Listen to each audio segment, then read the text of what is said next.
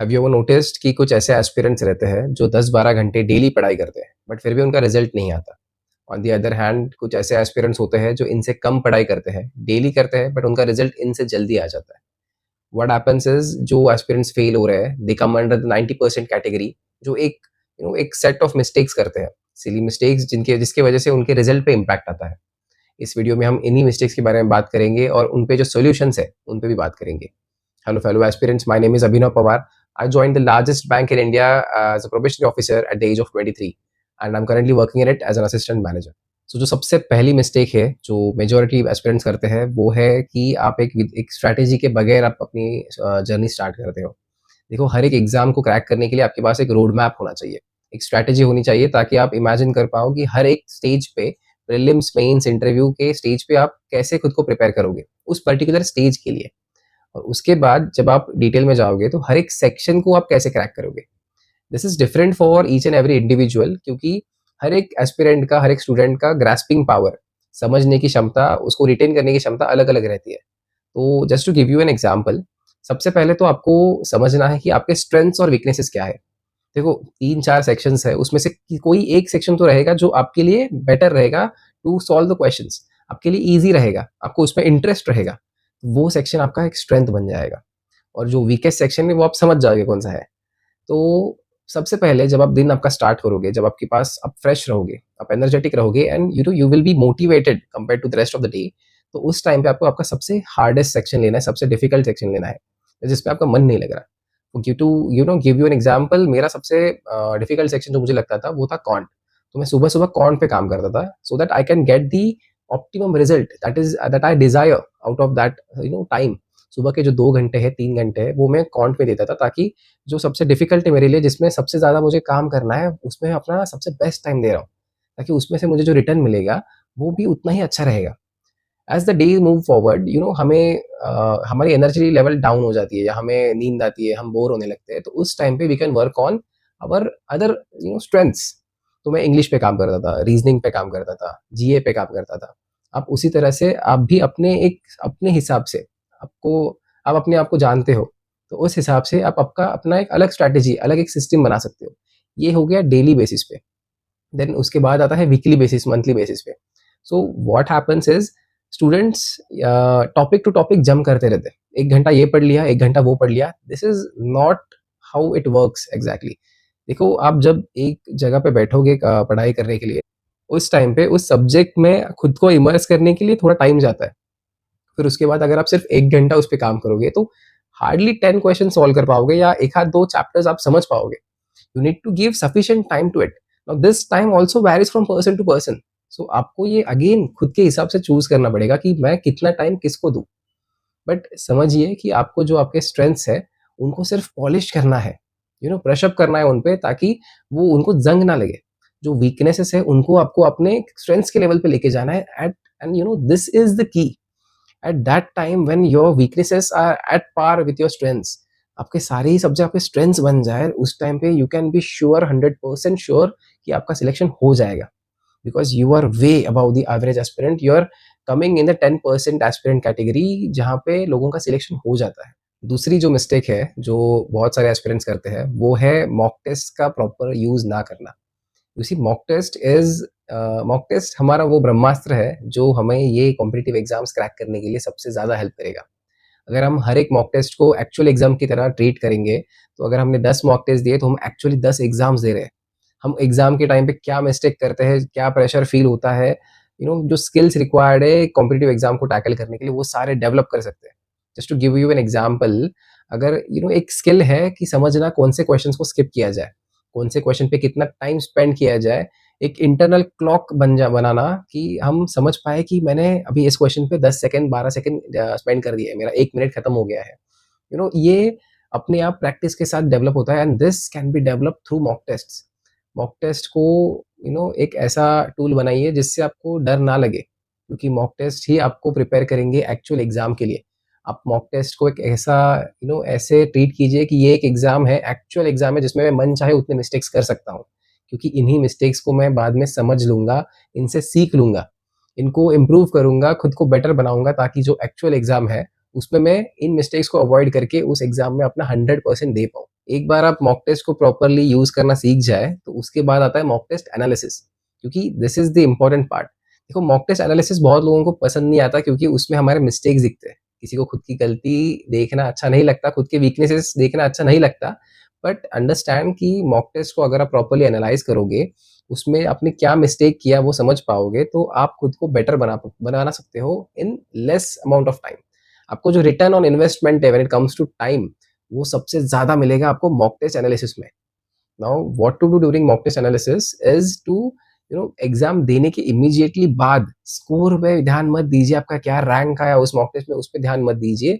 Directly go to the question जो आपके गलत हुए, क्योंकि वो आपको अपने उन क्वेश्चन को अटेम्प्ट किया था। सो यू वर कॉन्फिडेंट कि ये क्वेश्चन में क्रैक कर सकता हूँ। तो उसमें आपने गलत क्या किया एग्जैक्टली exactly? उसके बाद उन क्वेश्चंस को देखिए जो आपने अटेम्प्ट ही नहीं किए, बट आपको लग रहा था यार ये क्वेश्चन में अटेम्प्ट करता हूँ बट बाद में करता हूँ, या फिर आपने आपको सोच लगा कि ये क्वेश्चन में अटेम्प्ट ही नहीं कर पाऊंगा। जो क्वेश्चंस है जिसके बारे में आपने प्रिपरेशन ही नहीं किया, उनको देखने की जरूरत है नहीं। Don't waste your time on such questions. तो आप अगर ऐसे ही अपनी अपनी एक स्ट्रैटेजी बनाइए कि मॉक टेस्ट को एनालाइज कैसे करें। अगर आपको ऐसा लग रहा है कि मेरा मॉक टेस्ट एनालिसिस अच्छे से काम नहीं कर रहा है, show it to some of your friends, your fellow aspirants, मुझे दिखाइए। I am planning on doing one on one interaction sections for mock test analysis as well. उस टाइम पे हम इस पे बात करेंगे, बट उससे पहले आप खुद ट्राई कीजिए मॉक टेस्ट एनालिसिस। अगर आप प्रॉपरली सीख पाएंगे इस स्किल को, तो आप you will see tremendous improvement in your own skills. So mock test पे जितना बोले उतना कम है, बट अगर आप मॉक टेस्ट को प्रॉपरली यूज करना सीख पाए तो you will be better than 90-95% of the aspirants. Because ये जो एक मॉक टेस्ट एनालिसिस का स्किल है वो बहुत कम लोगों में होता है, बिलीव मी। तीसरी मिस्टेक जो आपको अवॉइड करनी है वो है इंग्लिश को प्रॉपर इंपॉर्टेंस ना देना। मेजोरिटी एस्पिरेंट्स ऐसा सोचते हैं कि अगर मैं इंग्लिश में कुछ मार्क्स गवा भी दूँ तो मैं उनका रिकवरी कर सकता हूँ, उनको रिकवर कर सकता हूँ कॉन्ट, रीजनिंग, इवन जीए में कुछ एक्स्ट्रा मार्क्स लेके आके। That is not exactly how competitive exams work. देखिए हर एक सेक्शन में जब आप अबव एवरेज मार्क्स लेके आओगे तभी आपके सिलेक्शन के चांसेस बढ़ेंगे। देयर इज नो गारंटी, क्योंकि देखिए लोग हैं जिनका इंग्लिश अच्छा है, उनका कॉन्ट, रीजनिंग भी अच्छा है because they are working on it, उस पर वो काम कर रहे हैं। आपको समझना है कि अगर आपका इंग्लिश वीक है तो वो आपकी वीकनेस है, एक्सेप्ट कीजिए उसको। कॉन्फिडेंस लो हो रहा है, वो पढ़ाई करके बढ़ जाएगा। जब आप इसी वीकनेस पे काम करोगे, इसको डेवलप करोगे, तभी आपके more than above average marks आएंगे और आपका सिलेक्शन पक्का होगा। नॉट टू मेंशन एक इंटरव्यू को इंग्लिश में देने के अपने खुद के फायदे होते हैं, आपको कुछ बोनस पॉइंट्स मिलते हैं। एंड बिलीव मी, मैंने अपना इंटरव्यू इंग्लिश में ही दिया था and that gave me some advantages. I will talk about it later on. मैंने एक सेपरेट वीडियो भी बनाया हुआ है पहले ही यूट्यूब पे, to talk about the importance of English. उसमें मैंने कुछ टिप्स ट्रिक्स मेंशन किए हैं जो मे बी आपको हेल्प कर पाए। एक बार उसके चेक कीजिए। अगर फिर भी आपको कुछ डाउट है, feel free to get in touch with me. I will help you when I take the group sessions और वन ऑन वन इंटरेक्शन, ताकि आपका इंग्लिश भी डेवलप हो पाए। जो मेरे दूसरे वीडियोस रहते हैं, शॉर्ट्स रहते हैं यूट्यूब पे, इंस्टाग्राम पे, वो इंग्लिश में बनाने की मेरा एक ऐसा भी एक रीज़न था, ताकि आप इंग्लिश सुन पाओ, सबटाइटल में इंग्लिश पढ़ पाओ। इससे ओवर टाइम आपका इंग्लिश डेवलप जरूर होगा। चौथी मिस्टेक और फोर्थ मिस्टेक जो आपको डेफिनेटली अवॉइड करनी है वो है सिर्फ आपके स्ट्रेंथ्स पे काम करना और आपके वीकनेसेस को इग्नोर करना। This mistake is done by candidates subconsciously. ये मिस्टेक एक्चुअली बहुत से लोग ना जाने हुए भी करते हैं, और ये मिस्टेक मैंने खुद की थी। होता ऐसा है कि अगर समझिए मेरा रीजनिंग और इंग्लिश स्ट्रांग है तो मैं उन पे काम करता रहता हूँ, क्योंकि वो मुझे आता है, मुझे पसंद है, उस पे काम कर रहा हूँ तो मुझे अच्छा भी लग रहा है। एक सेंस ऑफ अकम्पलिशमेंट आती है कि भाई हाँ मैंने आज कुछ किया, मैंने कुछ, मेरे मार्क्स आ रहे हैं इसमें। और जो वीकनेसेस है उसको करते वक्त लोगों को अच्छा नहीं लगता, डिफिकल्ट है, स्ट्रेसफुल है, दिमाग पे जोर लगाना पड़ता है, और बुरा लगता है जब हम समझ नहीं पाते चीज़ों को, हमारे जब मार्क्स कम आते हैं। But it is very very necessary to understand that जब हम इन वीकनेसेस पे काम करके इनको अपने स्ट्रेंथ्स के लेवल पे लेके आएंगे, तभी हमारे marks, overall marks, sectional marks बढ़ेंगे। नॉट टू मेंशन हर एक सेक्शन में सेक्शनल कट ऑफ जिन एग्जाम्स में रहता है, हमें एटलीस्ट वो तो कवर करना ही है। तो कीप इन माइंड कि you need to work more on your weaknesses. जो आपके वीकनेसेस है उन पे ज्यादा काम करना है, डबल डाउन करके हार्ड वर्क करना है, एक प्रॉपर स्ट्रैटेजी बनानी है, डेली बेसिस पे उन पे काम करोगे तभी आपके अबव एवरेज मार्क्स आएंगे, और तभी आप टोटल एक ओवरऑल एग्जाम क्रैक कर पाओगे। द फिफ्थ मिस्टेक जो आपको अवॉइड करनी है वो है दूसरों के साथ खुद को कंपेयर करना। देखिए हर एक एस्पिरेंट अलग है, हर एक इंसान अलग है। सो अगर वो कुछ कर रहा है तो may be that is working for him, वो ऐसा कर रहा है जो उसके लिए काम कर रहा है। अगर कोई 10-12 घंटे डेली पढ़ाई कर रहा है तो मे बी उसके कुछ अलग गोल्स रहेंगे। मे बी उसको 5 मंथ्स के अंदर कोई एग्ज़ाम क्रैक करनी है या फिर उसका रिटेंशन कम है। मे बी उसको चीज़ें कम मतलब धीरे-धीरे समझ में आती है इसलिए वो ज़्यादा पढ़ाई कर रहा है। दैट डज़ नॉट मीन आपको डेली 10-12 घंटे पढ़ाई करनी है। हर एक की कैपेसिटी अलग रहती है।